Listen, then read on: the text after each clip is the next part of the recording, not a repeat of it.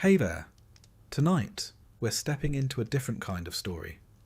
Not the shining legend, but the cold, heavy truth beneath the armour. You won't find dragons here, or flawless heroes. Just a life built on duty, fear, bruises, and the quiet grind of surviving in steel, through battlefields, broken sleep, and the slow fade of glory. If this kind of storytelling helps you rest, feel free to like the video and subscribe, but only if it actually brings you peace. And let me know in the comments where you're listening from and what time it is. It's oddly comforting to know who else is drifting off to the same slow march through history. So, dim the lights. Let the fire in your imagination warm the stone walls. Settle in, and let's begin with the making of a knight.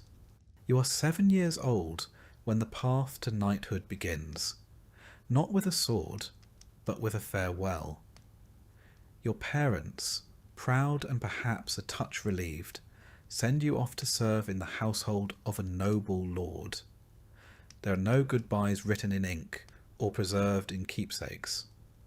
Only a pat on the shoulder, a bundle of clothing, and the weight of expectation settling on your small, still growing frame. No one asks if you are ready. In truth, readiness is irrelevant. You are a page now. The castle looms above you, stone towers stretching into a grey sky, its silhouette promising both greatness and hardship. The gate creaks open. What lies beyond is not a world of honour and glory, but one of scrubbing, serving, and surviving. Chivalry will come later, after years of fetching, carrying, and cleaning up after horses and noblemen with equally foul temperaments. Your duties are endless. From sunrise to well after dark, you run errands, sweep halls, deliver messages, and assist with meals. On especially lucky days, you're permitted to polish armour, which sounds glamorous until you realise it means scraping dried mud and horse dung from heavy iron boots.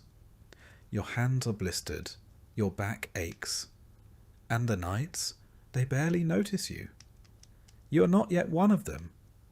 You are the help. But even in these early days, training begins. Wooden swords are handed out like brooms, and bruises bloom across your arms as you spar with other boys who, like you, are eager to prove something.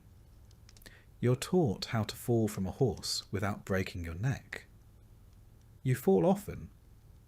Some days it feels like falling is the main lesson. No one praises you for bruising well, but they do scold you for weakness. You learn quickly. Pain is to be swallowed, not displayed. Discipline is everything. Speak only when spoken to. Bow deeper to those of higher rank. Never question a command, no matter how trivial or humiliating. Your mistakes are corrected with the back of a hand or a weak scrubbing chamber pots. One boy forgets to remove his cap in the presence of the lady of the house. He spends 2 days on his knees in the chapel, praying for humility. No one forgets again. If your family is wealthy, a tutor may be assigned to teach you reading, writing, and perhaps a bit of Latin, though the Latin mostly seems useful for understanding church services and inscriptions on tombs. If not, you learn by imitation. You listen. You memorize prayers. You copy letters with shaky hands when the steward is generous enough to share a scrap of parchment. Literacy is a luxury. Muscle and obedience matter more. Still, you learn.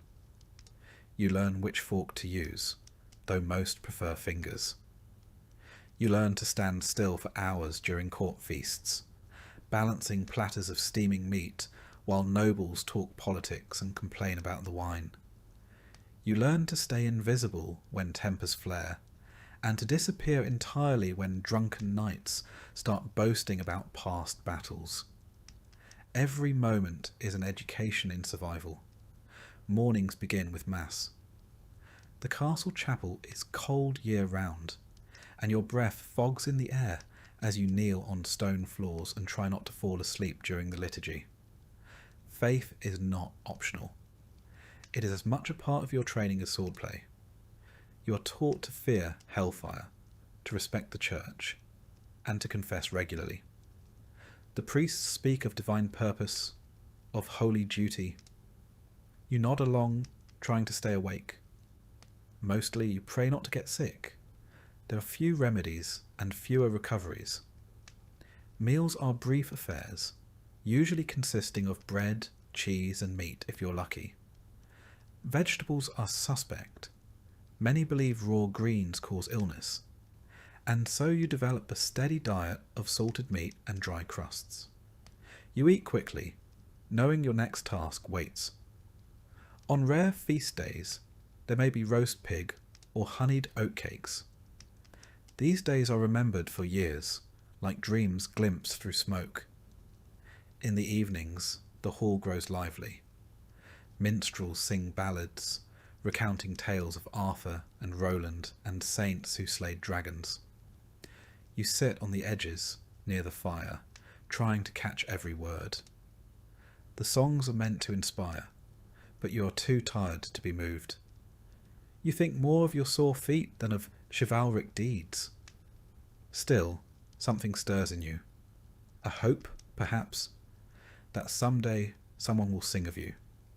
You sleep where you can, often in the servants' quarters, shoulder to shoulder with other boys, on straw pallets that smell of sweat and mildew.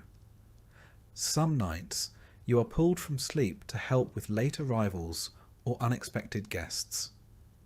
You learn to rise without complaint, to work through exhaustion, to never let your eyes betray fatigue. A knight must be ready at any hour. The training starts here. You are not alone. Other pages suffer with you. You form silent friendships, built on shared glances and muttered complaints. Together you learn the rhythms of castle life. You learn which knights are cruel, and which will look the other way when you steal a second helping of stew. You learn who to trust, who to fear, and which corners of the castle offer a moment's peace. There are moments of levity, a jest from the cook, a clumsy knight tripping over a dog, a stolen apple. You cling to these moments. They remind you that life exists beyond duty, that laughter still has a place, even here. Occasionally, you catch a glimpse of the world beyond the walls. Merchants arriving with silks and spices, a troupe of performers, or a noblewoman riding past with her retinue. These sights feel foreign, like stories glimpsed through fog. You're not part of that world yet, but maybe, one day. At times, doubt creeps in. The stories of glory feel distant, the reality far more grinding. You wonder if all of this, the aching limbs, the scoldings, the hunger, is truly the path to honour. But every so often, you see a knight ride out in gleaming armour, pennant flying, and your chest tightens with the thought, someday that could be you. Your lessons in humility do not stop with bruises and hunger. There are also ceremonies to attend, even though you're barely more than background noise in them. You observe as nobles gather, dressed in fine fabrics you're not allowed to touch, much less wear. You're reminded, by their glances, and sometimes their words, that your position is somewhere between useful and invisible. When dignitaries visit, the castle becomes a theatre. You help prepare guest rooms, polish silver, and sweep the same corridors 3 times over.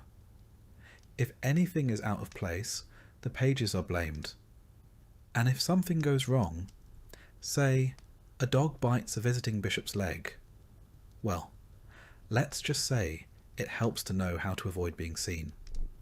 You quickly master the art of looking busy while being nowhere near the problem.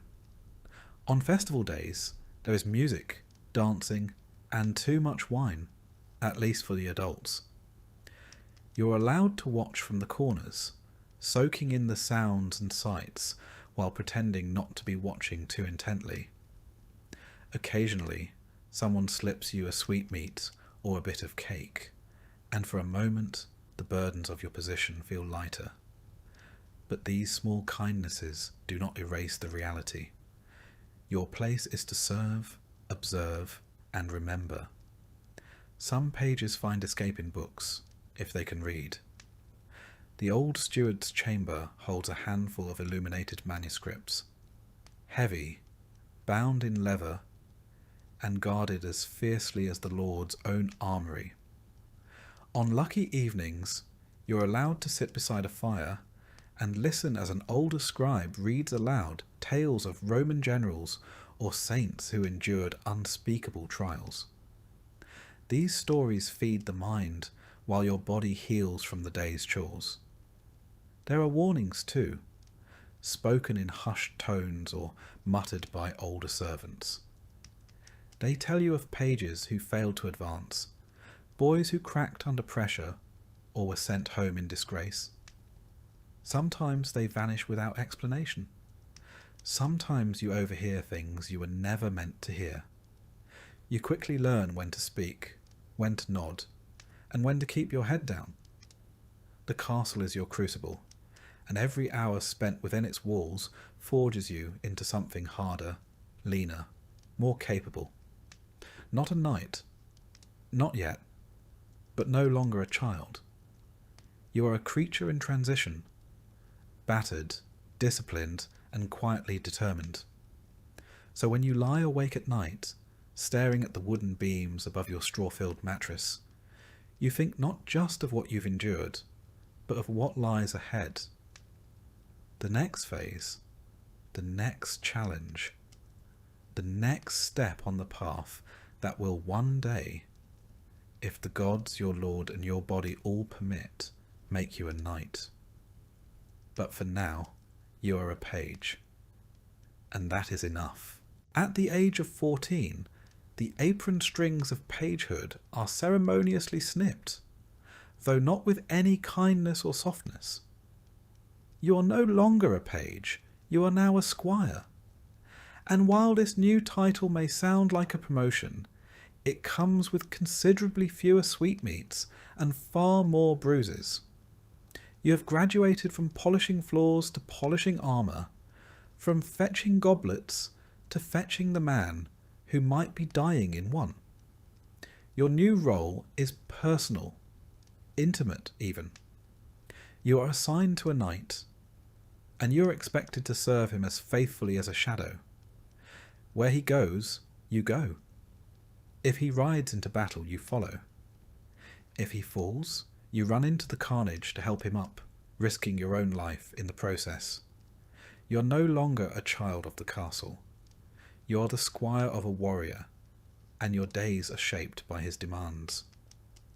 The physical training increases tenfold. Riding a warhorse, for instance, is not the elegant glide you once imagined.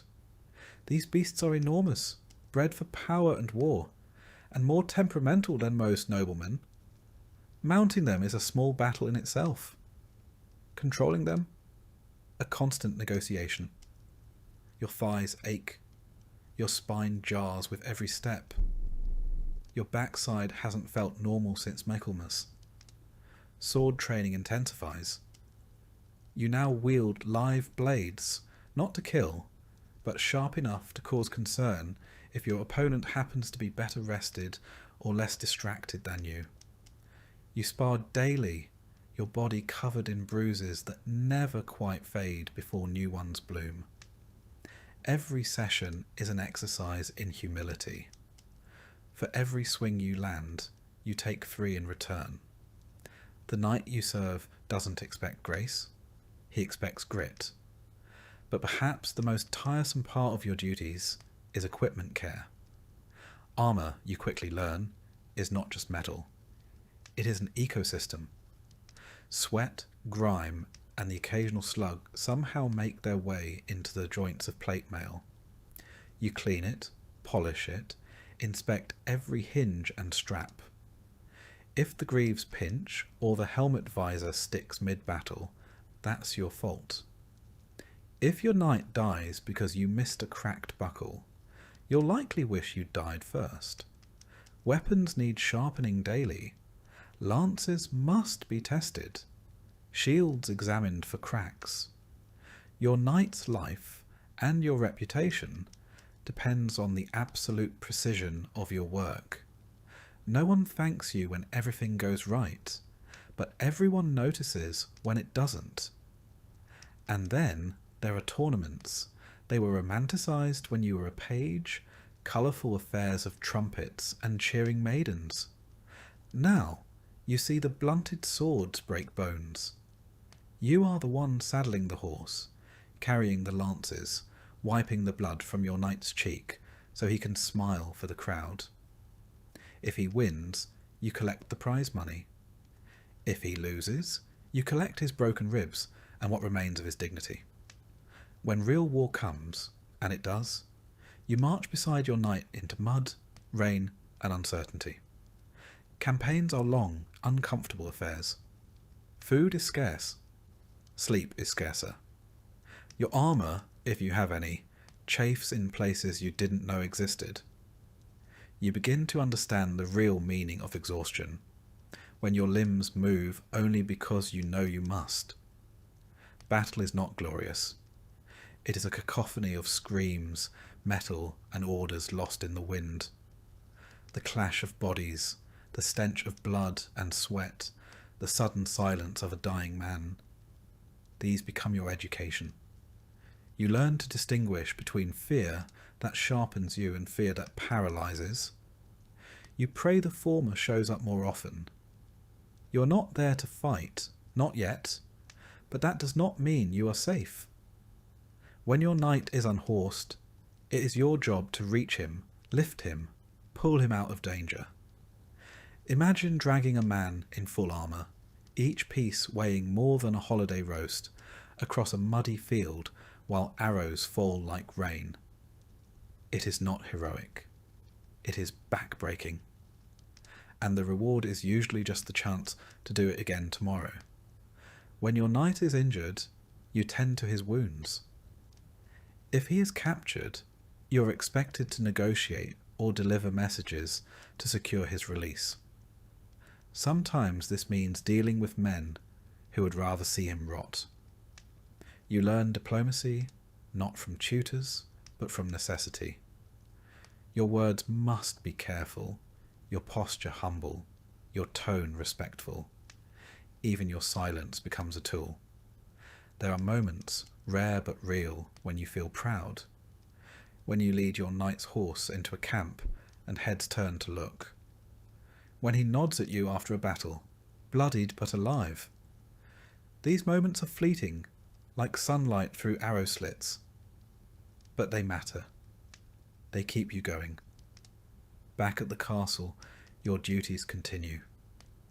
You train younger pages, passing on the same hard lessons you once learned. You serve at banquets, help organise hunts, and remain at your knight's side whenever guests of importance arrive. Your sword is worn, your boots are cracked, and you move like a man twice your age. But you are no longer a servant. You are being watched, evaluated, measured. The priests still expect your prayers. Your lord still expects your loyalty. Your body expects rest, which it rarely receives. But there is no turning back. The only way forward is through. You begin to think about your own coat of arms. What colours? What symbols? You dream about the moment of dubbing, the sword tapping your shoulders, the moment you rise not as a squire, but as a knight. It feels impossibly far. It feels inevitable. It feels both. Then there are the hard days. The days when you bury a fellow squire, trampled beneath a warhorse, or run through by a lance that didn't look blunted enough. No one sings songs for squires. No one writes poems for the boys who almost made it. You learn to carry grief without showing it. You learn to keep working even as the ground shifts beneath you. If you are lucky, your knight teaches you more than battle. He teaches you how to think, how to judge a man's character, how to read a battlefield, how to lead. If he is wise, he teaches you when to speak and when to hold your tongue, how to pick your battles, and how to lose with grace. These are not things armour can protect you from, but they are just as vital. Winter brings new challenges. You now understand that a sword is only as effective as the hand that can still feel its hilt. Your fingers crack from cold, and the metal of your knight's armour feels like ice as you buckle it on each morning. Snow turns the training yard into a mire of frozen mud. Horses slip. So do you. You do not complain. The weather, like war, does not care how you feel.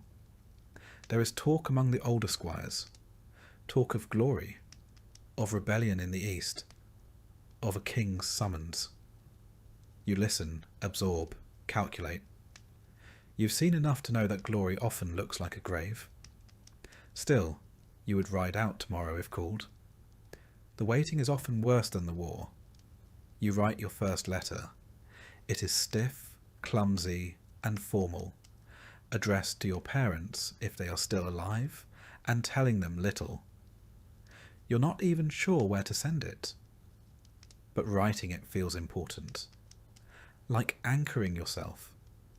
Like proving you're still someone beneath the bruises, sweat, and steel. One night, after a feast, your knight, drunk on mead and nostalgia, tells you of his first campaign.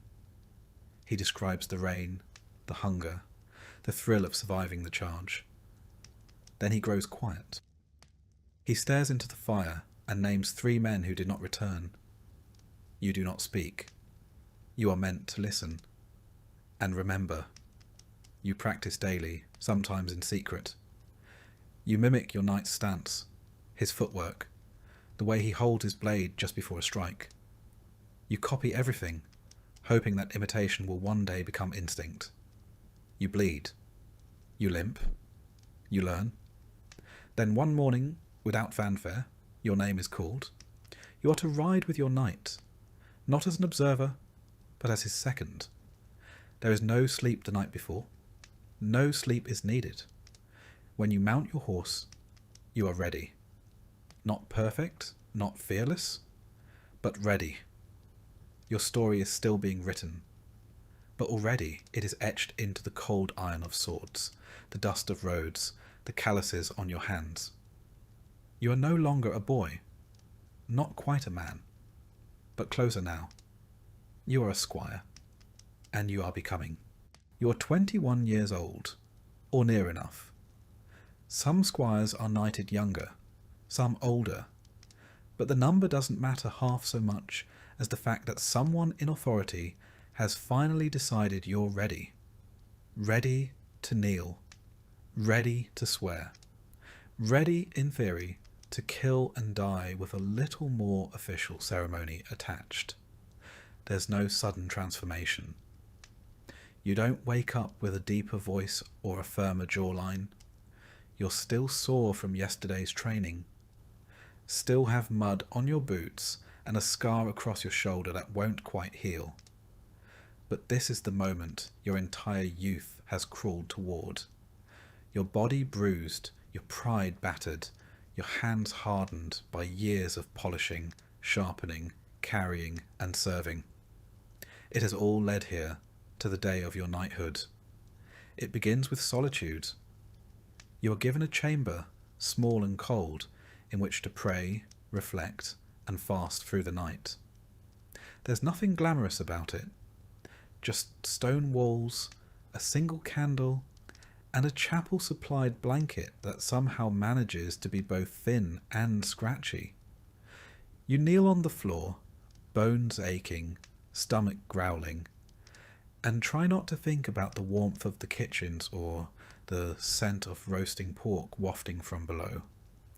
This vigil is meant to purify the soul, to prepare you to accept the sacred duties of a knight. You're expected to meditate on the responsibilities ahead, defending the weak, serving your lord, upholding the church. In practice, you spend as much time wondering whether anyone would notice if you had a sip of water or sat down for 5 blessed minutes. You are not alone in your discomfort. Dozens of squires have kept this vigil before you, some trembling with anticipation, others feigning serenity. You wonder which you are. You try to remember all the prayers, the creeds, the proper posture. You try not to think about the rumours of squires vomiting from nerves during the ceremony, or passing out mid-kneel. That would be unfortunate. Memorable, but unfortunate. Come dawn, you are escorted to the main hall. It is transformed for the occasion. Banners hang, candles flicker. Nobles, knights, and priests gather in ceremonial dress, whispering politely behind gloved hands. A hush falls as you enter. Your name is announced. You kneel. Your lord, or perhaps the king, depending on your station, approaches. He carries a sword, a symbol of service and power. It may not be his own blade. Some lords keep a ceremonial sword just for this purpose, polished to a mirror shine and never used in battle. You try not to look too closely. You try not to shake. The sword taps your shoulders, left, then right, the dubbing. In some traditions, you're also given a symbolic slap, a reminder of the physical and moral pain you must now endure without complaint. It's less of a blow and more of a firm pat, but the message is clear. A knight's duty is not to comfort, but to sacrifice. Then comes the oath.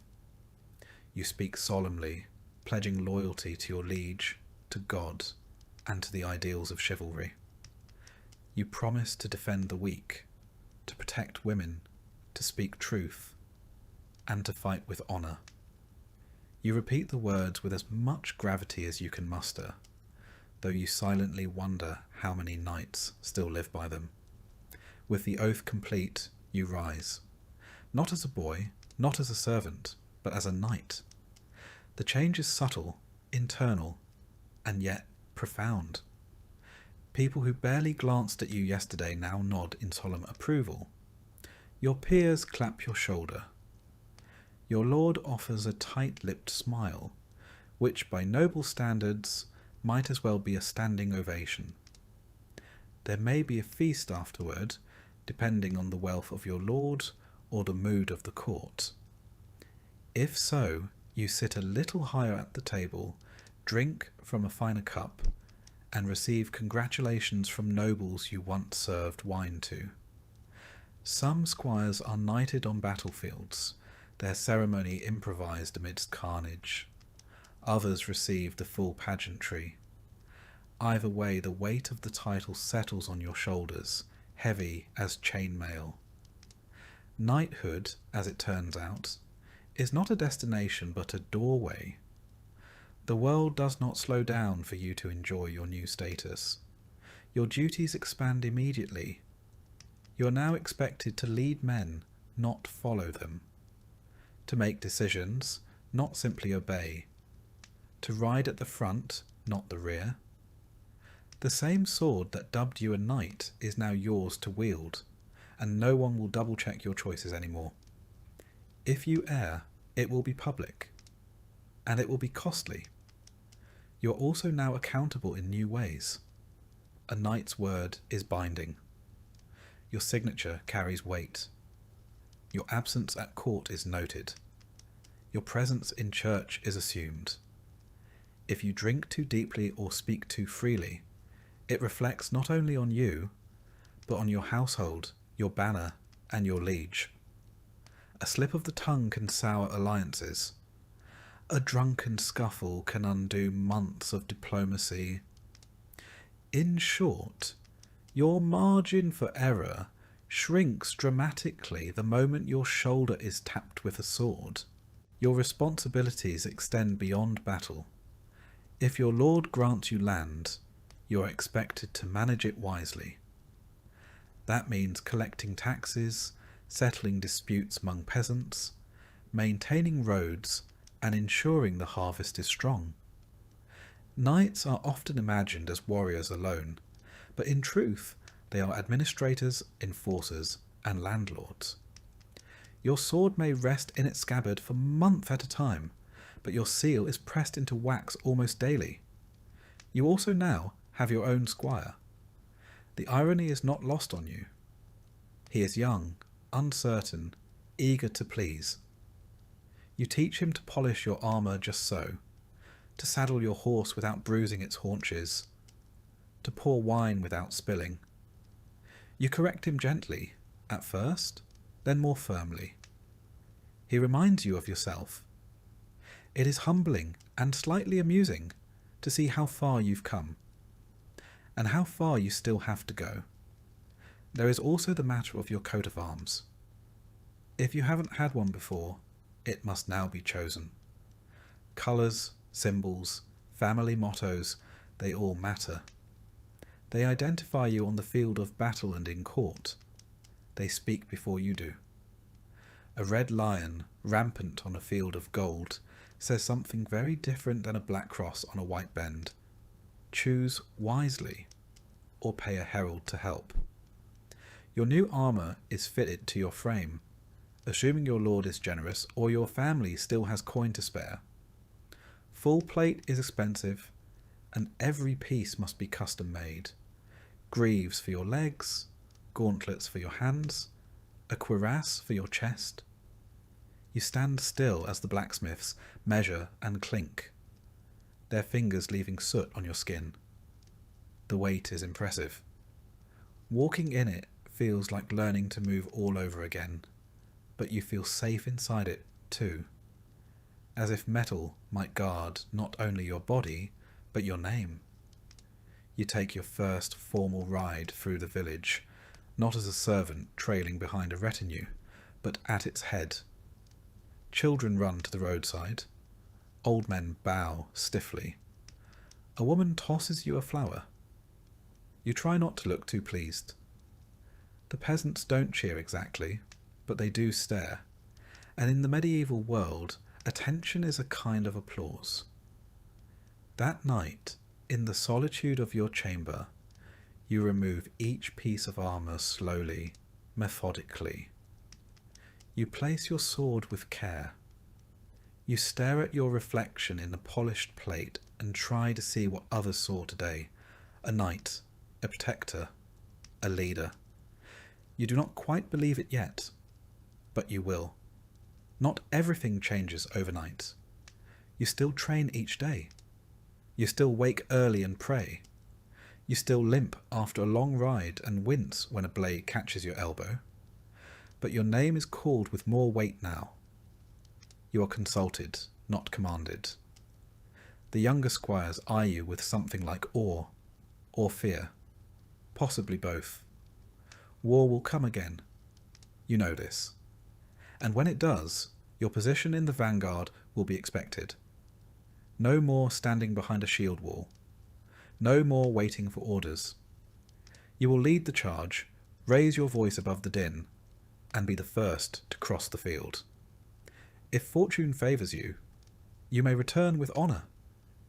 If not, your coat of arms will be carried home without you. This is the cost of the accolade. This is the burden of the oath. But still, you are proud. Not of your status, but of your survival. You endured the long years, the cold vigils, the humiliation, the training, the fear, and now you wear the title as a second skin. You are a knight, and your real service has only just begun.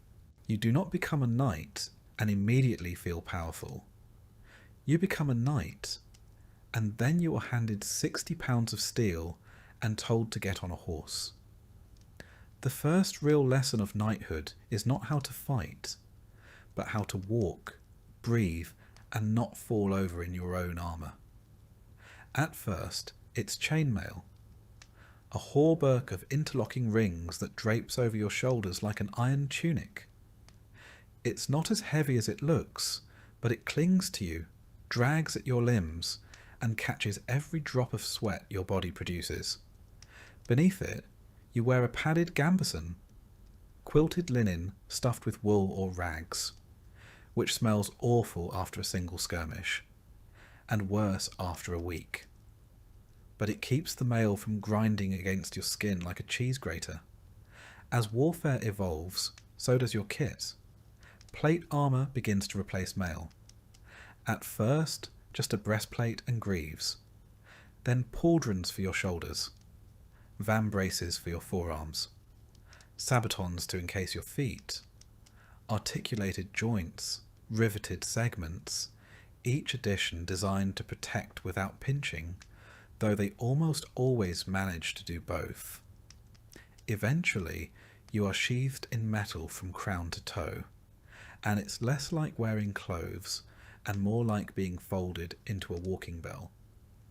The helmet is the worst.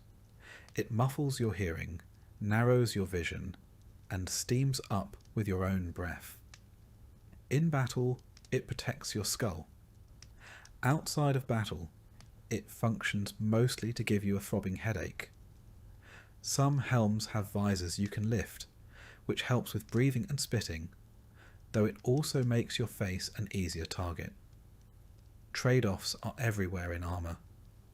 Mobility, surprisingly, is not impossible. You can run, squat, mount a horse, even roll, if trained well. But everything takes effort. You are not agile.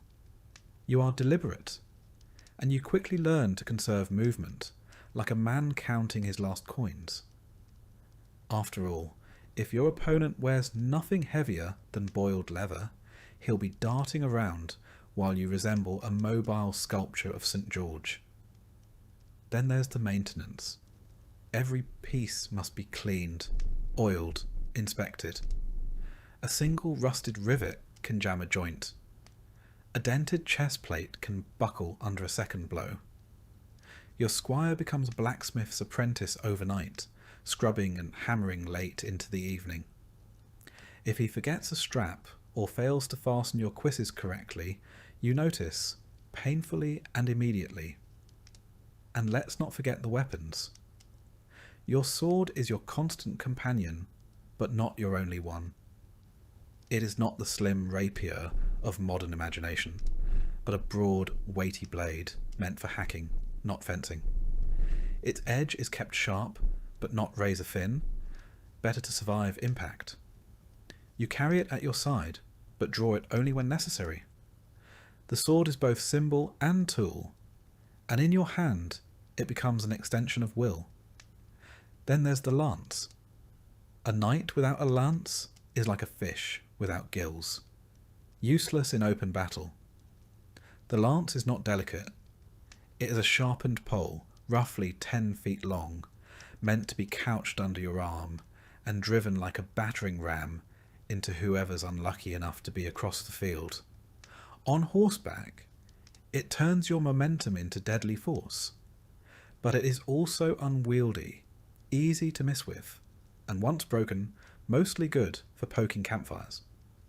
The mace is a brutal companion, short, stubby, and blunt. No finesse, no elegance, just a lump of iron on a stick designed to cave in helmets and crack ribs. Useful when your enemy's armour laughs off blades. When subtlety fails, the mace makes its point with savage clarity. Axes are similar, less common among knights, more typical of mercenaries or those from northern stock. But in close quarters, an axe can hook a shield, split a helm, or drag a man off a horse. It's not considered gentlemanly. But neither, to be fair, is war. Shields serve both offensive and defensive roles. You carry one, usually kite-shaped or heater style, slung across your back or strapped to your forearm. It bears your coat of arms, a bright splash of symbolism amidst the mud and smoke. You learn to punch with it, to deflect, to absorb force. A good shield might save your life. A bad one might become your coffin lid. Siege weapons are a different beast altogether. Catapults, trebuchets, and battering rams handled by engineers and lower soldiers. You observe them more than operate them, unless you're particularly unlucky, but you'll learn to fear them.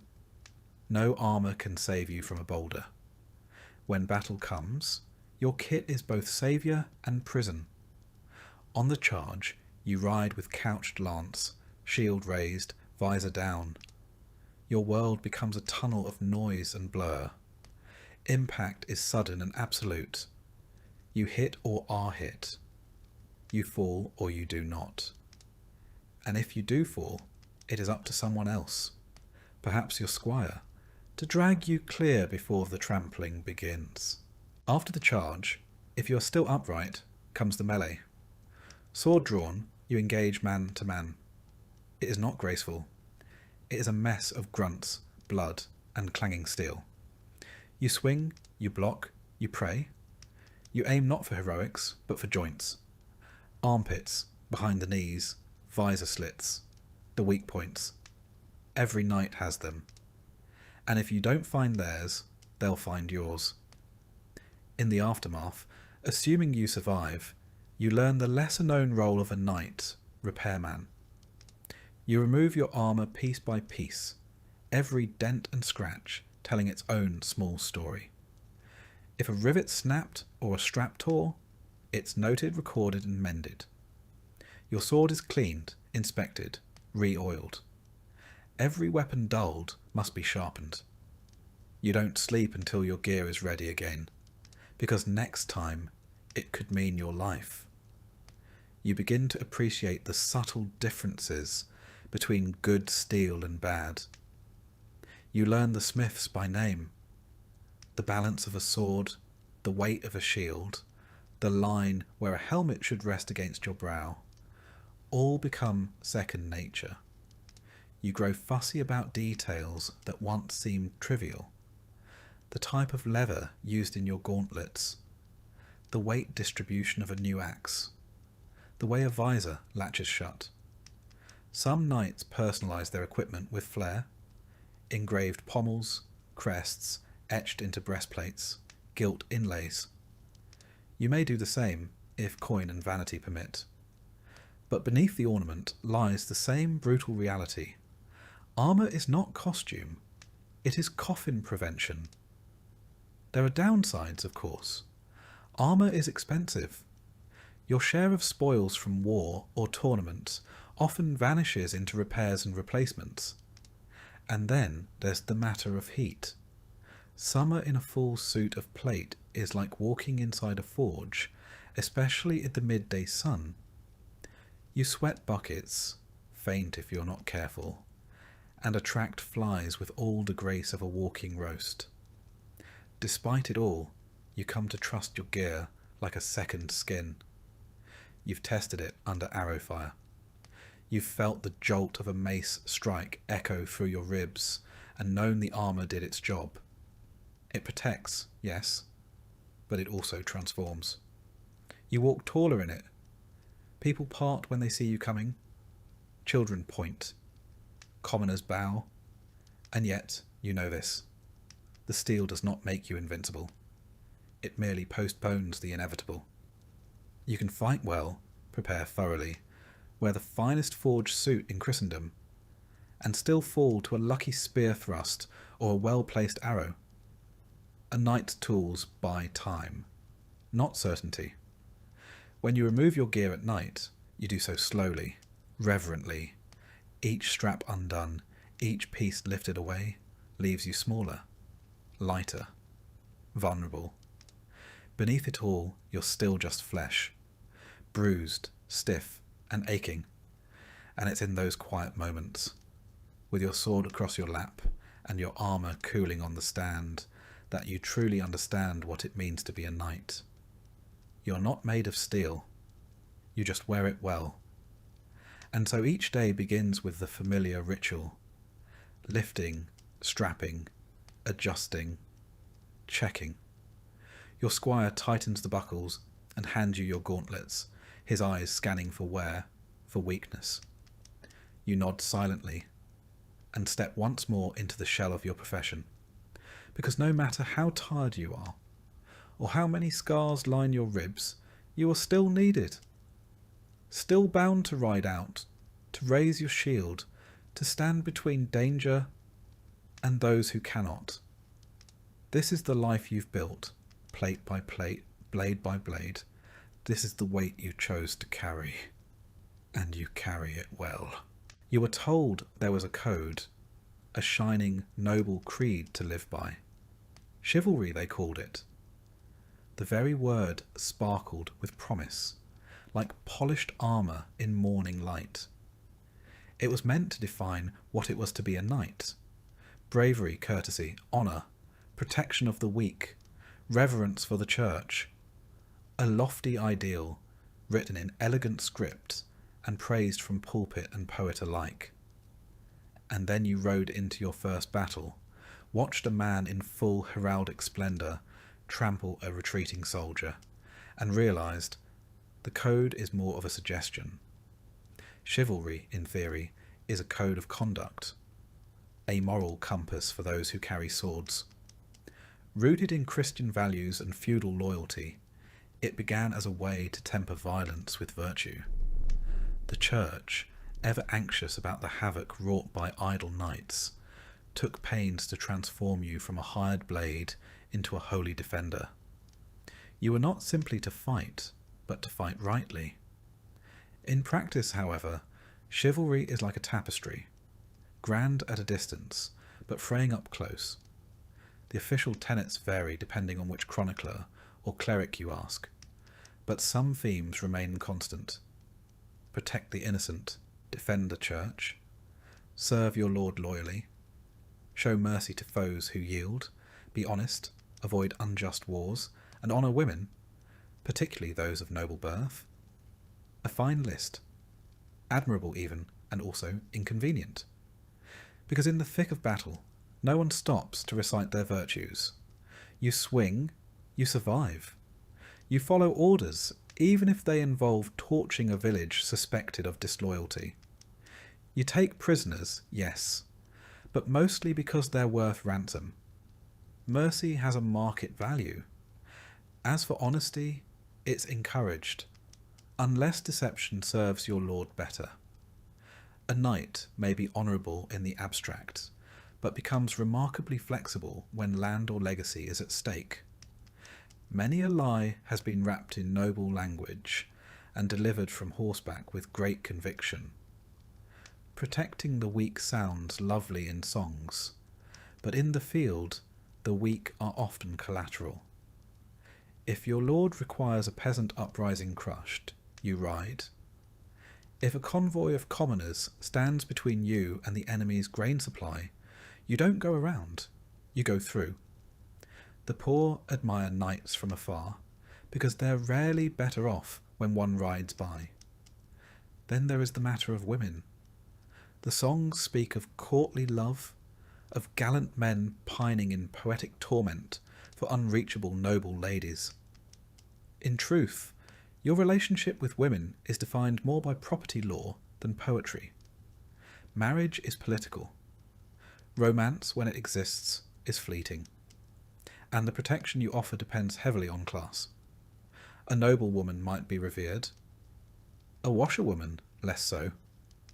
That's not to say knights are uniformly dishonourable. Many strive to live by the code. They pray, they tithe, they avoid unnecessary cruelty. But the world you inhabit rarely rewards restraint. A knight who hesitates to strike might not live to deliver mercy. A man who speaks the truth too plainly may find himself without land or head. Tournaments, oddly, are where chivalry shines brightest. In these stage spectacles, the rules are rigid, the honour real. You salute your opponent. You show restraint. You lose with grace. It's theatre, yes. but it's theatre where the actors believe in the script. And for a moment, the code becomes reality, if only briefly. There are manuals, actual written guides, that lay out knightly conduct in florid detail. One might advise you not to strike an opponent who has lost his helm. Another might say that if a lady drops her glove, you should retrieve it without stepping on it or staring too long at her ankles. The Church writes its own rules, more focused on piety. Attend Mass, confess sins, avoid gluttony, and above all, never forget who sanctioned your right to kill. These manuals are read aloud in courts and training halls. Some squires memorise them, others nod politely and return to sword drills. In truth, the code is interpreted differently in every household. Some lords emphasise loyalty, others demand ferocity. A few take chivalry so seriously they disown sons for showing cowardice. Others knight boys who haven't seen a day of battle simply for the right marriage alliance. What you learn, over time, is that chivalry is not a sword to wield, it's a mirror. Some polish it daily, others shatter it for convenience. You yourself try to follow the spirit, if not the letter. You help your squire when no one's watching. You spare an enemy who's yielded, though your comrades jeer. You ride back to a burning hamlet to escort a limping peasant out, because her child clutches your leg and says please. These moments stay with you longer than most victories. They cost little. They feel like something old, something sacred. And yet, no bard will ever sing of them. Chivalry, you discovers, is not about grand gestures. It's about small decisions made when no one is looking. It's about being decent in a profession built around destruction. It's about knowing you are a weapon, and choosing sometimes not to strike. Still, the tension never vanishes. You kneel before a bishop one day and torch a granary the next. You cradle a wounded comrade, then trample a fleeing footman who happens to be in the way. You write your name beneath a pledge to honour and restraint, then sign orders that send starving men to their deaths. You begin to understand that the code of chivalry is less a shield and more a compass. It doesn't stop you from getting lost. It just gives you something to check when the fog sets in.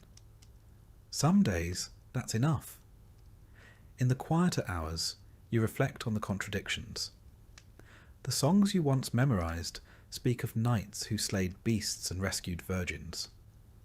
Your life, meanwhile, consists of tax disputes, bloody marches and aching knees. You were promised glory. You were handed logistics. And yet, you don't resent it. Not entirely. Because sometimes the code helps you remember who you were supposed to be before the world got hold of you.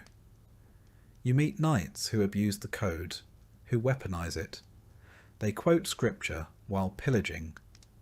They preach honour and practice terror. You learn to recognize them by their polished crests and empty eyes. And you learn to step aside, or, when given the rare chance, stand in their way. You are not perfect. You've broken the code. You've struck men who had surrendered. You've taken spoils that weren't yours. You've stayed silent when you should have spoken. But you remember the faces of those who tried. The knight who held a gate so a village could flee. The one who refused to burn a monastery, even under threat of exile. The one who died kneeling, not in surrender, but in prayer. And so, in your own way, you keep trying. You carry the code not in scripture, but in habit. You pick it up like your sword each morning, knowing it may slip from your grip by nightfall, but reaching for it anyway, because without it, you are merely a killer. And with it, maybe, just maybe, you are something more. This is chivalry. Not what the minstrels sing, not what the priests preach, but what you try to practice in a world that gives you every reason not to. And so you ride, still bound to your oath. You defend your lord, fight his enemies, bury his dead. But you also feed your squire when the pantry runs low. You speak kindly to the old woman in the village who remembers when you were a boy. You return a dropped glove, even when no one is watching. You are a knight, and you remember the code, not because it makes you stronger, but because it reminds you what strength is for. One day, years from now, a boy will ask you what it means to be chivalrous. You won't recite scripture or point to crests. You'll hand him your sword and tell him to hold it steady. And then you'll ask if he can carry it without ever letting it fall on the wrong sole. That, you'll say, is a good place to start. Because in the end, chivalry isn't about purity, it's about persistence. About falling short and rising again, and choosing, however quietly, not to become the very thing you were once sworn to fight. And with each choice, you draw your sword a little straighter. You've trained for years, carried swords before you ever swung one, watched men die before you were allowed to charge, and polished your own armour so often you can still smell the vinegar and oil in your sleep. But none of that truly prepares you for this. The moment the trumpet sounds, your horse shifts beneath you, and the ground ahead fills with the bodies and banners of your enemy. The battlefield is not a stage. It is not an arena of honour or a chessboard of strategy. It is a pulsing, groaning thing, mud, blood, and metal wrapped into chaos. You can recite the names of old heroes, the codes of chivalry, the rules of engagement whispered by bishops in candlelit chapels. Out here, none of them matter. Marching to war begins long before the fighting. You ride for days, weeks even, through rain, sleet, and sun. The air grows worse as the army swells.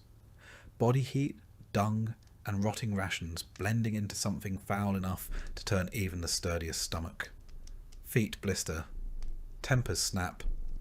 Your companions shift from camaraderie to muttering and silence. Men begin to smell like their horses. You do too. Camp life is brief and miserable. Tents flap in the wind like damp flags. Fires smoke more than they warm. You eat what's left. Salted meat, hard bread, dried peas. Sometimes you're lucky. More often you're not. Clean water is rare, and when it isn't, you worry what's floating in it. Armour is cold in the morning, blistering by noon. You sleep with your boots on and your sword within reach. And then one morning you crest a ridge and see them. An army arrayed across the field, their own banners snapping, their knights glinting in the rising sun. This is it. Your commander gives orders, shouted and relayed. Everyone nods. Few truly hear them. Your stomach tightens. You check your horse's girth strap. You say a prayer, or pretend to. You wonder how many will die before the sun sets. Then it begins. The charge is not graceful. It is thunder. Hooves tear the ground, lances lower, and every heartbeat counts down to impact. You aim your weapon and hope the man opposite you is slightly slower, slightly more afraid. The clash is bone-shaking. You might hit. You might miss. You might be hit. You might fall. And if you fall, you pray you can get up before the next wave tramples you. The noise is unrelenting. Screams, shouts, clanging steel, horses shrieking, men begging. There is no rhythm, only violence. You fight in flashes. A blade swings near your head. You duck. A man lunges. Your sword blocks without thought.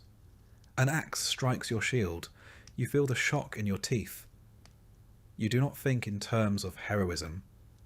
You think in terms of inches. Every step forward might be your last. Every moment you remain standing is a small miracle.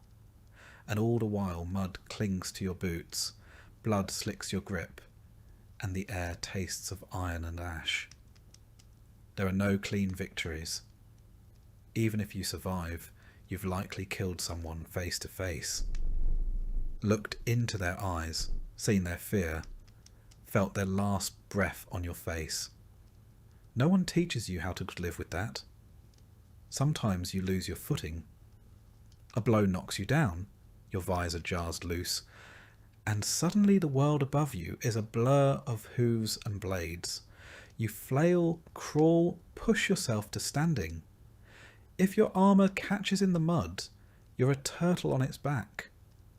If your squire finds you in time, he might pull you free.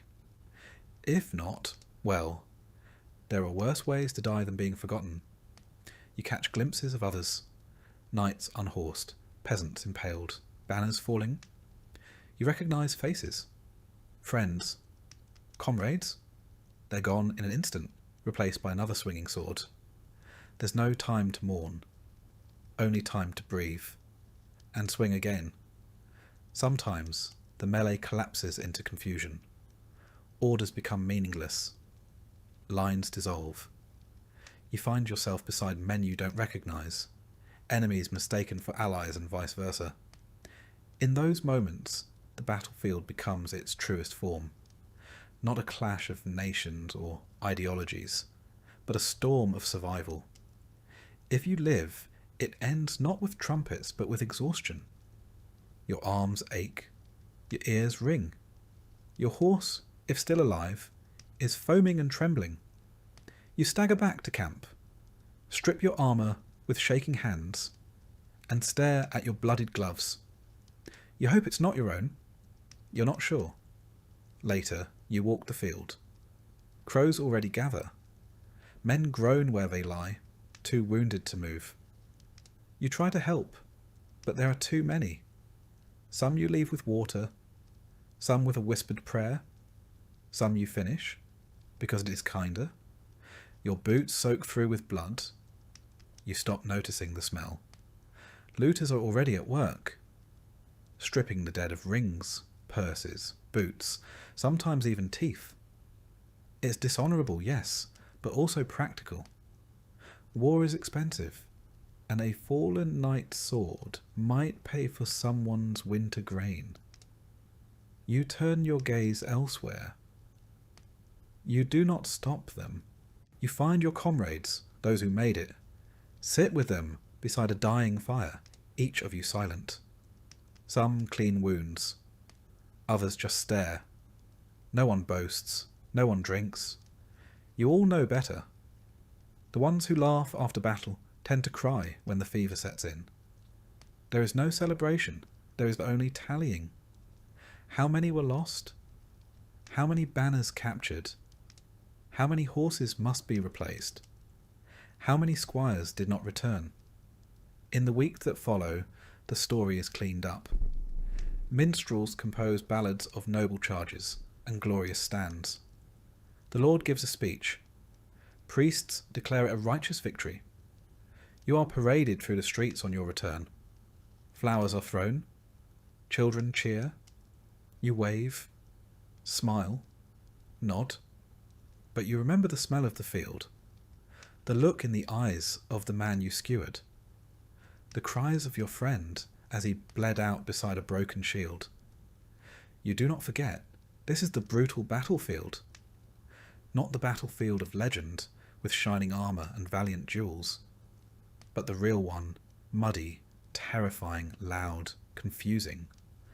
A place where honour is a luxury, mercy is rare, and survival is a skill. You're no longer simply a knight, you are a soldier, a veteran.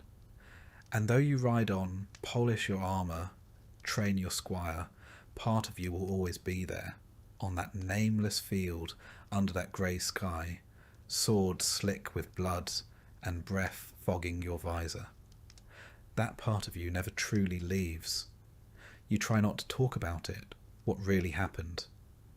When new squires ask, you give them lessons in form, in stance, in strategy. You do not describe the sounds. You do not mention the shaking hands.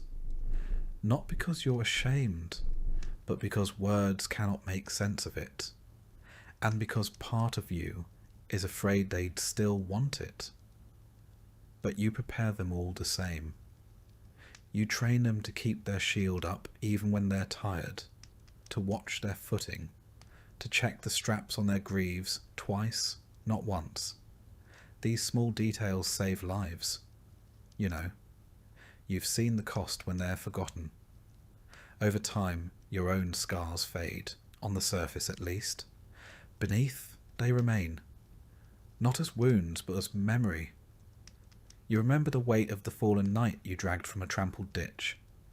You remember the breathless silence just before the charge.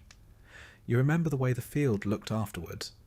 Still, broken, wrong, and still, you ride. Because someone must. Because the war never really ends. It only sleeps between battles. You do not seek glory anymore. You seek clarity. You seek survival. And you try in whatever way you can to make sure the men beside you come home.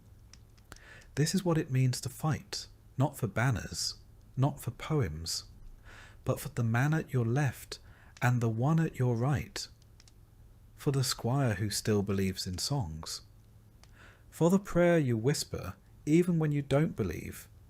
You are shaped by steel, but forged in the field. This is the brutal battlefield. And you have survived it. And in surviving, you have learned the cost of every inch of ground, measured not in paces, but in lives. You survive your first battle and then another. And though war never truly ends, it does go quiet. Armies disband, swords are sheathed, the banners come down. For a while, there is peace. But a knight with no war is a weapon left idle. And idle weapons tend to rust. So you turn to the next best thing, the tournament. Not a brawl, not a massacre, though it might come close, but a staged battle dressed in heraldry, pomp, and profit. Where war is chaos, a tournament is choreography. Where battle makes legends, the tournament makes celebrities. It begins with an invitation. If your name carries any weight, or your lord's coin carries enough, you're summoned to a list field near a bustling town where the banners fly as high as the entry fees. You arrive with your squire in tow, your armour shined to near blinding polish, your horse combed and plaited like a bride's hair. The grounds are prepared days in advance. Wooden stands rise from the grass. Merchants set up stalls selling meat pies and pewter tokens. Minstrels rehearse songs they hope to sell before the jousts begin. Children run between tents, shouting names of their favourite knights. Yours may even be among them, if your last performance was sufficiently bloody. But make no mistake, this is no gentle pastime. A tournament is as dangerous as any battlefield, only better lit and more politely announced. There are two main events, the melee and the joust. The melee is a grand mock battle, dozens of knights on foot or horseback charging each other across an open field. It is said to mimic real combat, though it rarely obeys real combat's rules. The goal is to disarm, unhorse, or bludgeon your opponents into submission, preferably without killing them. Not out of mercy, but because corpses don't pay ransoms. You enter the field with your team, shield emblazoned with your arms, heart thudding behind your breastplate. Horns sound. The crowd roars. You lower your visor and plunge in. The fight is real enough. Blades are blunted, yes, but not harmless. Bones are broken. Teeth are lost. Pride always is on the line. You strike, you're struck. You fall, you rise. Somewhere in the din, your name is shouted, either in triumph or concern. Sometimes both. The melee is over when only a few remain standing, or when the judges decide it's become too undignified. You leave the field limping, exhilarated, exhausted, or sometimes unconscious. If you perform well, your reputation grows. If you perform poorly, you pretend not to care while discreetly checking for bruises. Then comes the joust, the jewel of the tournament. One knight, one lance, one pass. The tilt rail separates you from your opponent, and both of you thunder forward on horseback, trying to shatter your lance on the other's shield, helm, or chest. Points are awarded. Helmets are dented. Occasionally, ribs are cracked. More than one knight has died beneath the applause of the crowd. There is spectacle to it, enough ceremony to rival a wedding. Your name is announced. Trumpets sound. A lady ties a ribbon to your lance. You bow to the stands, salute your opponent, and take your place at the end of the tilt yard. Then the flag drops, and all that pageantry disappears beneath the pounding of hooves and the narrowing of your world into the tip of your lance and the target ahead. When you hit cleanly, the crack of impact echoes like thunder. Splinters explode, the crowd cheers. If you're thrown, you hit the earth hard and lie there long enough to remember that mud has no chivalry. Victory brings coin, and more importantly, notice. Lords watch from the stands, scanning for talent, potential, or marriageable fame. If you impress the right person, your fortunes can change overnight. If you make a name for yourself, you may find yourself invited to bigger circuits, tournaments in Paris, London, or Rome. Or at least the stories say so. But not all jousts are equal. Some are friendly, honour-bound, and carefully judged. Others are bloodier, more corrupt. There are whispered tales of knights bribing marshals, sabotaging armour, or switching lances to unblunted tips. And every tournament has its share of bad blood, feuds reignited, insults answered with steel. Then there are the injuries. Dislocated shoulders, shattered wrists, concussions. You learn quickly not to remove your helmet until you're sure your ears are still working. Even spectators are not always safe. A splintered lance once flew into the stands and took out a merchant's eye. He still comes to watch, every year, from the other side. Outside the arena, the tournament is a fairground. Traders hawk everything from relics to roasted chestnuts. Scribes sell poems composed on the spot. Apprentices duel with sticks in the mud while mimicking your name. At night, bonfires crackle, ale flows freely, and minstrels sing songs that exaggerate every blow landed and every favour won. If you've earned a few bruises, you might at least earn a few verses. The nobles host feasts. You attend, cleaned and laced into a doublet that fits like punishment. You bow. You drink. You endure conversation. A lady might ask about your technique, though her interest may have less to do with lances and more to do with inheritance, or scandal, or both. Tournaments are also a place for politics. Alliances are struck, rivalries flare, and lords make quiet wagers behind their goblets. A win on the field can lead to a contract, a vassalage, or a sudden engagement. A loss, on the other hand, might be remembered long after your ribs have healed. For all their glitter, tournaments are expensive. Entry fees, armour repairs, horse care, tents and bribes. It all adds up. A poorly managed campaign can leave you poorer than when you arrived. Some knights take loans. Some sell off land. A few turn to less savoury methods. Gambling, extortion, even rigging matches. Still you return. You always return. Because there's a thrill to it. A pulse that nothing else matches. Because the crowd remembers your name. Because a good tournament win can do what 5 years of border patrol cannot. It lifts you. It announces you. It makes you visible. And in a world where power rests in perception, visibility is everything. You ride in, you fight, you bleed, you bow. And when you win, you smile with broken lips. Because for one fleeting moment, you are not just a servant in steel. You are the main event. You are not at war, but you are in combat. This is the tournament circuit, and you are still standing. By the end of the week, your body is a ledger of bruises, scratches, and indignities. Your squire works late into the night restoring your kit. You spend the evening swishing watered wine, pretending your shoulder doesn't throb with every breath. A blackened eye makes you interesting company at supper. The limp adds character. You don't speak of the fear. The heartbeat just before the lance drops. The instant you wonder if the next hit will be clean or final. You swallow it down, tuck it beneath the layers of steel and swagger. Every knight does. Fear is common, admission is not.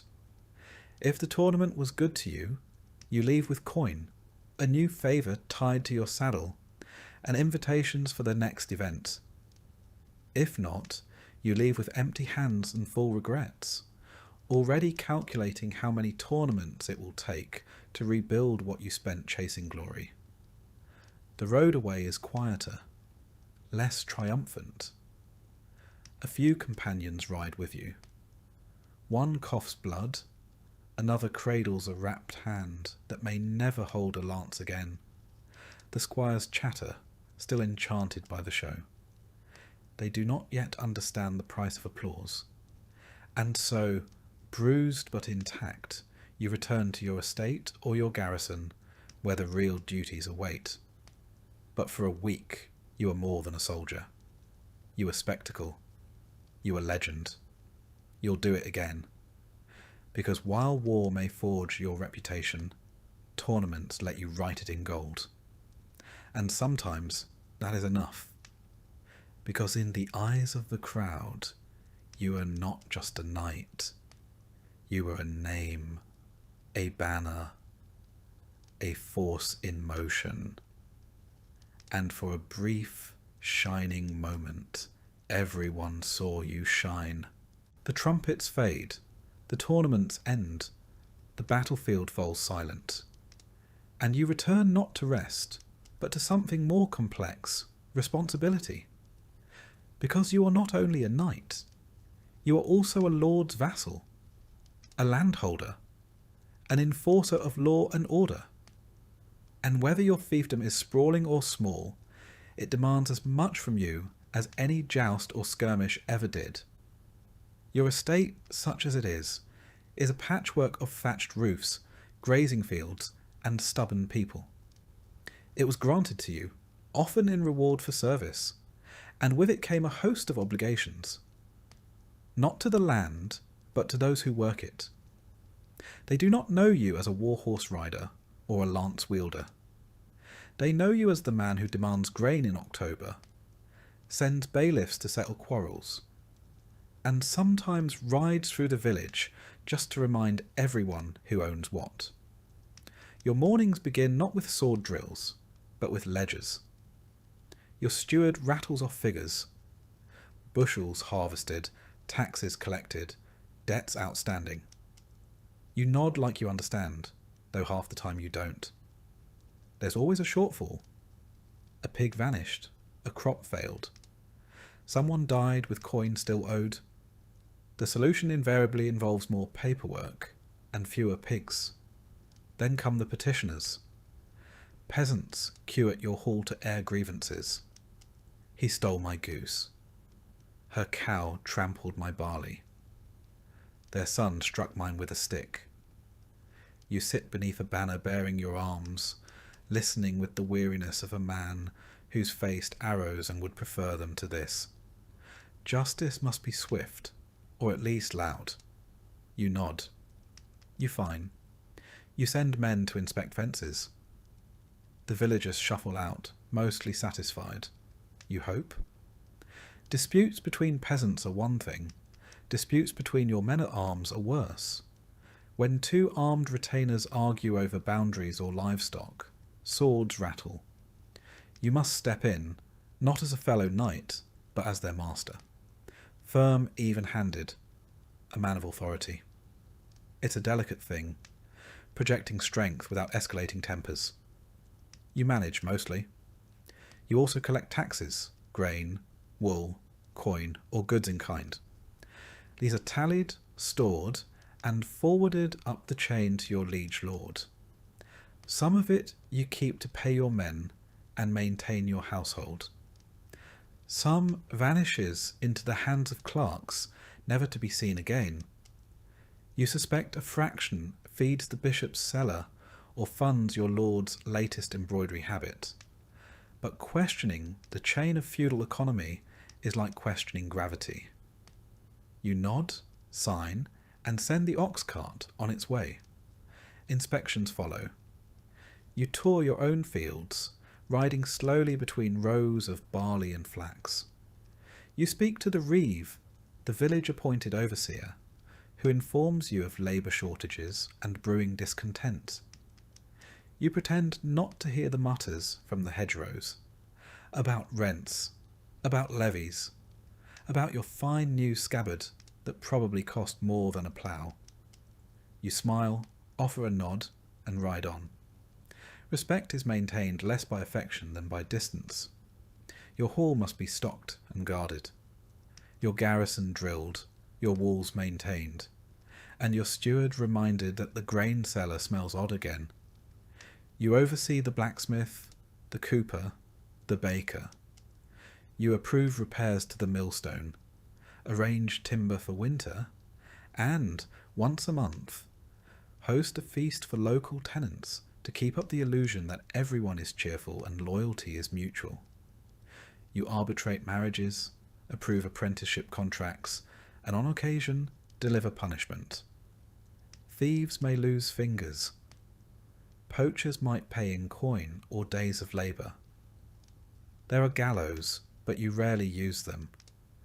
They're more useful as symbols than tools. Still, when necessary, you remind the village what happens when law is ignored. The church is ever present. A priest serves your estate, and you contribute to his chapel's upkeep, lest your name find its way into a sermon. You attend Mass, confess sins you vaguely regret, and make donations that conveniently match your most recent misdeed. Piety, after all, is easier in coin than in conduct. Even your household requires managing. Your servants rotate between loyalty, incompetence, and mild insubordination. The cook is furious about the flour quality. The stable hand swears the hay shipment is late again. One of your chambermaids is scandalously friendly with a visiting knight, and you must pretend not to notice unless it causes a child, or worse, a rumour. Your squire needs training. Still, always. He forgets your saddle straps. Leaves your sword unsheathed during rain. Once he polished your boots with lard. You scold him, train him, threaten to send him to the monastery, then end the day praising his effort with a nod. That's all the boy really wants. Your wife, if you have one, runs her own part of the estate, organising the kitchens, managing servants, keeping accounts. She is as sharp as your sword, and twice as terrifying when crossed. She reminds you when rents are due, when your cousin's widow expects a letter, and that the priest caught you dozing during Mass again. You learn to listen. You also learn never to suggest she host the next feast without preparing for a 3-day argument about table linen. In times of famine, your role becomes one of reluctant judge and reluctant beggar. You appeal to your lord for relief, while rationing what little you have. You know that if the people starve, the manor weakens. A dead peasantry tills no fields. So you offer just enough to keep them working, and just enough to keep their envy from turning to rebellion. In times of plenty, you are generous, but visibly so, bread handed out at the chapel door, coins tossed during feast days. It is not charity, it is theatre, it keeps order. The peasants call you my lord, but you're not quite sure whether it's respect, resentment, or resignation. Likely all three. They bow low, but you see the flickers of judgment in their eyes. You ride past them, heavy in your saddle, armour gleaming. You are their protector.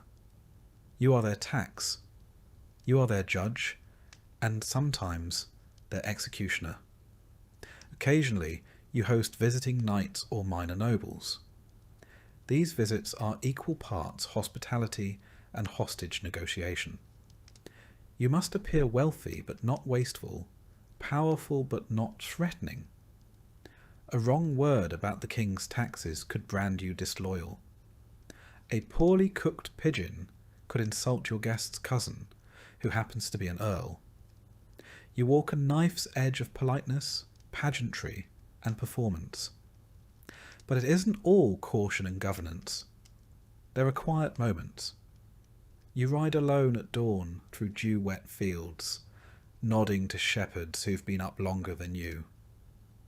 You sit by the hearth in winter and listen to your steward mumble accounts while the fire cracks behind him. You share a drink with your sergeant-at-arms, both of you old enough to admit your backs ache more than they used to. You are lord of your manor, but also its captive. You cannot leave for long.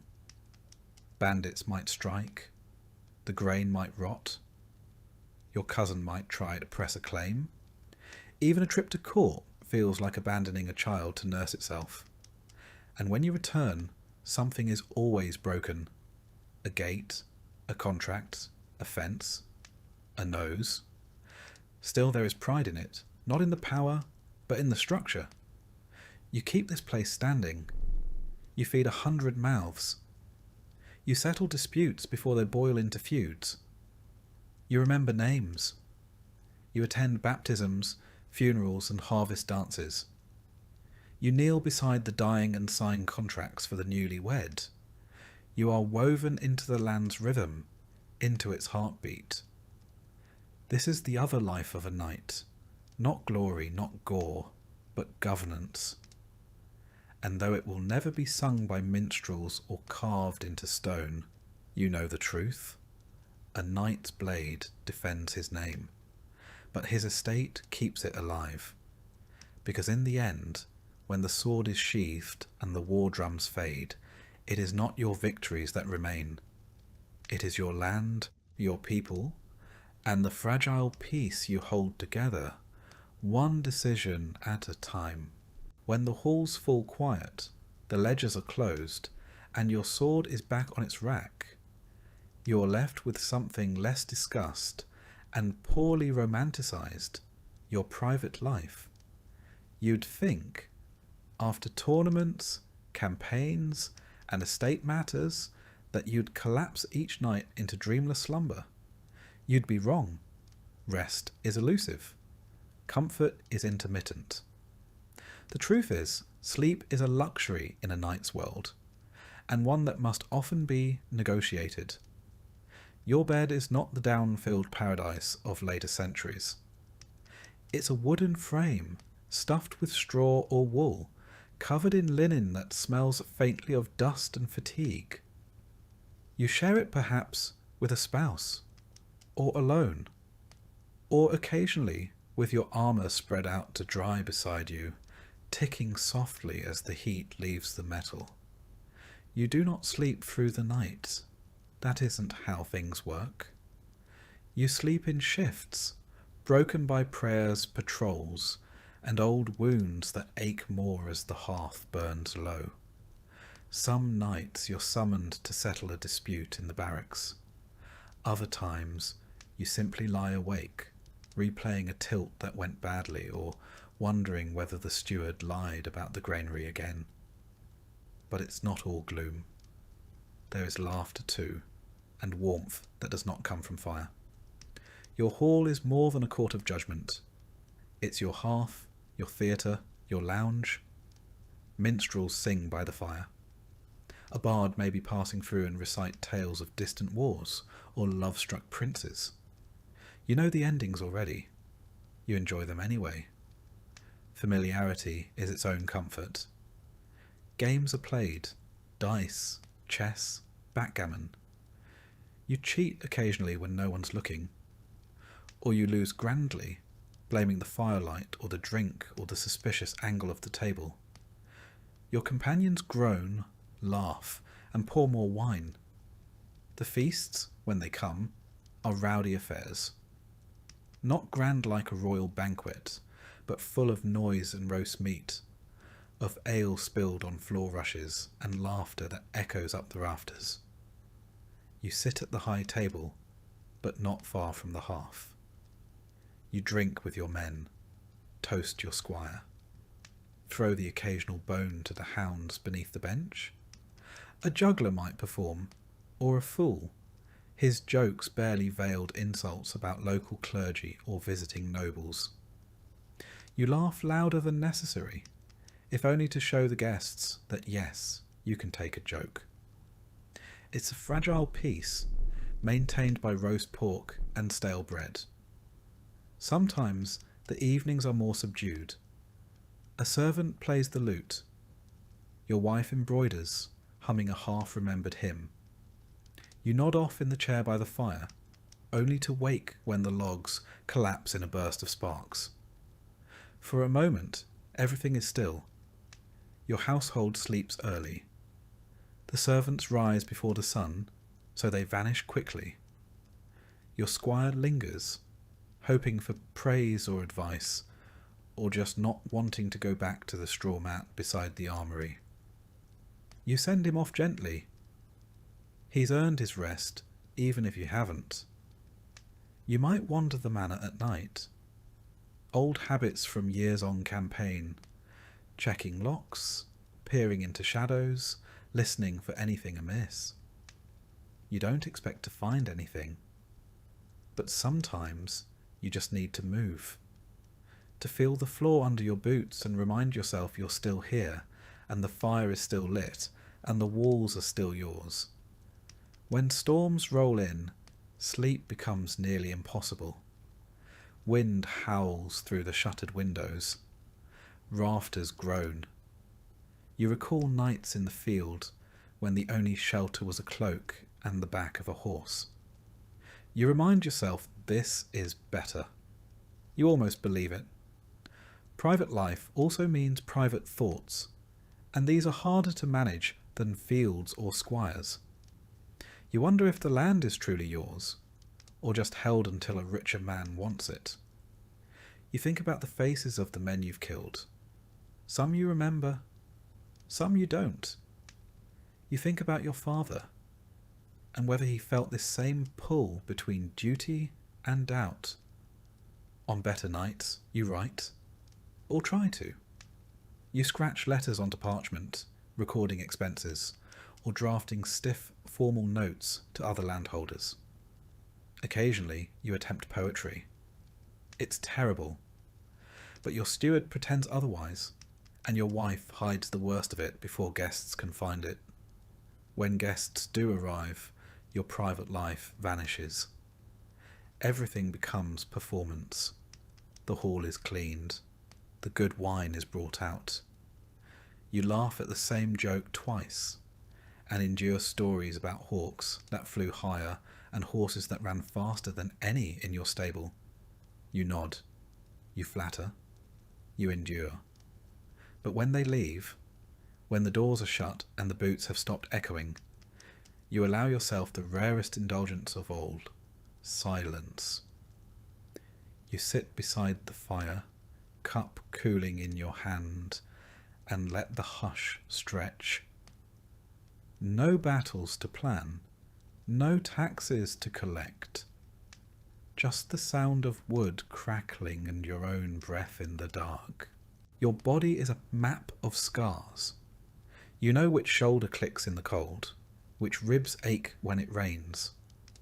A broken finger from a tournament in Kent, a scar on your thigh from a skirmish near the border. These pains are familiar. You greet them like old comrades. You've learned not to complain. Everyone aches.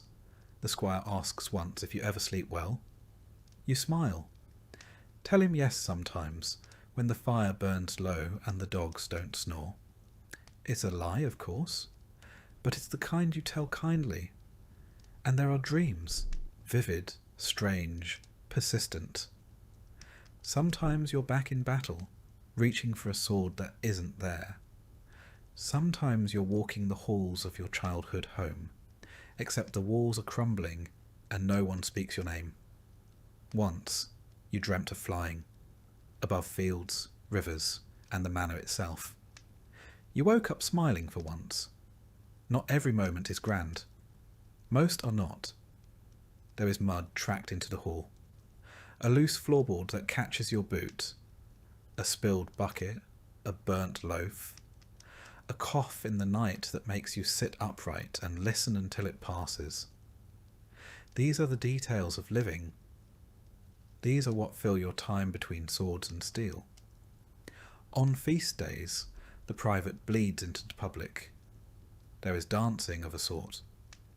You watch more than you participate, but sometimes you're pulled into a circle, clapping along to a song that's older than the church itself. You step stiffly, laugh at your own footwork, and your wife laughs louder.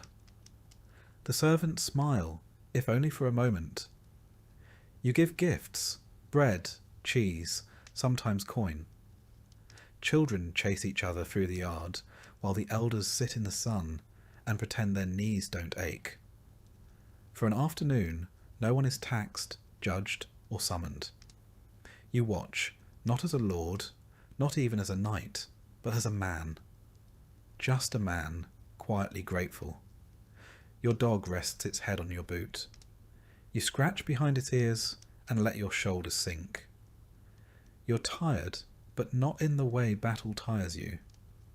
This is a deeper ache. The kind that comes from carrying not just weapons, but people, place, and purpose. And still you do it. Because there is a rhythm here. A strange, stubborn peace between duties. Not comfort, not ease, but something closer to meaning. This is the private life of a knight, and it is harder to master than war.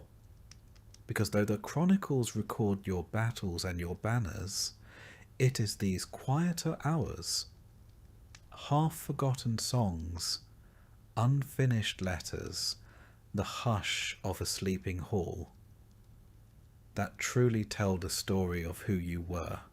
You rise with the dawn, joints aching, the cold seeping deeper than it used to. The steward greets you with a nod. The squire follows, quieter than he was in years past. Nothing feels unusual at first, until you step outside and realise something has shifted.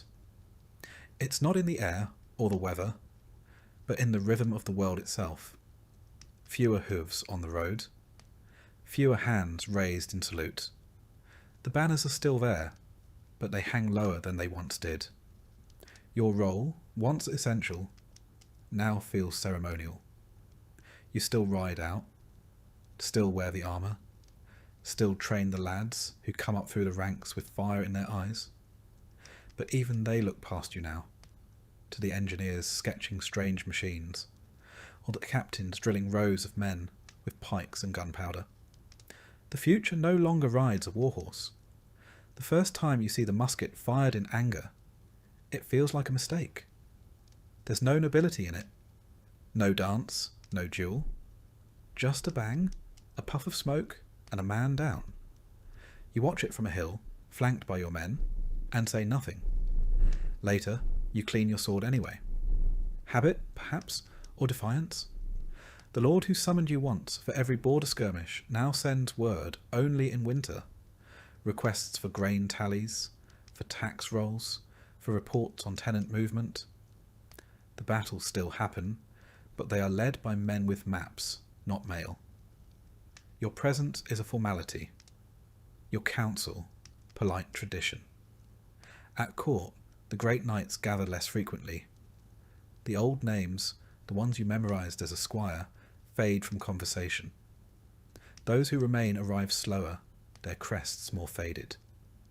You share nods, not words. No one wants to say aloud what you all know. Your armour, once polished weekly, gathers dust between uses. The squire still oils it, more out of reverence than need. It's heavy now, not just in weight but in memory. Each dent recalls a skirmish. Each rivet, a day spent living a life now fading into myth. You wear it still sometimes, for ceremonies, for parades. Once a boy asked if it was real. You no longer correct them when they call it old-fashioned. The pageantry remains, though even it begins to crack. Feast days are quieter. Fewer nobles attend. Fewer heralds call out names with the gusto they once had.